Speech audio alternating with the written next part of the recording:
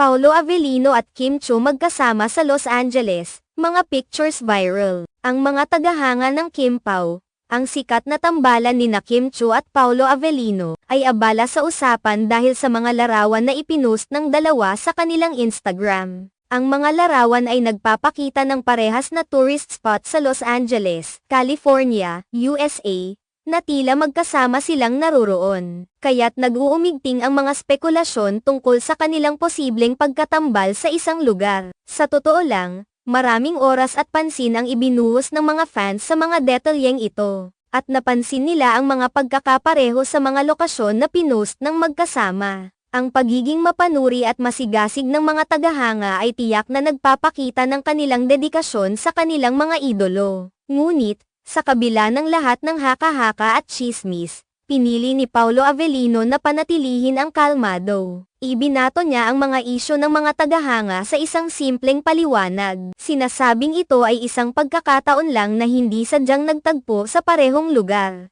Ayon kay Paolo, wala namang espesyal na kaganapan na nag-ugnay sa kanilang presensya sa parehong tourist spot, ito ay purong pagkakasunod-sunod lamang ng pagkakataon. Ang pagsasama ni Kim at Paolo sa seryeng Lin Lang at What's Wrong with Secretary Kim ay nagbigay daan sa mas malalim na koneksyon sa pagitan nila, na nagpalakas ng interes ng mga tagahanga sa kanilang relasyon. Pareho silang napaulat na single, kaya't natural lamang na ang kanilang pagsasama sa mga proyekto at ang mga ganitong uri ng balita ay agad na nagiging paksa ng usapan sa mga fanbase. Sa kabila ng mga kontrobersya at mga pagsubok na dulot ng mga haka-haka tungkol sa kanilang relasyon, hindi may kakaila na ang bawat proyekto nila ay patuloy na umaakit ng pansin at suporta mula sa kanilang mga tagahanga. Sa kabila ng mga balitang naglalaman ng mga intriga, ang tunay na focus ng mga tagahanga ay ang kanilang pagganap sa mga susunod na proyekto. Kaya't dapat ding abangan ng mga taga-suporta ng Kim Pao ang kanilang pinakabagong pelikula,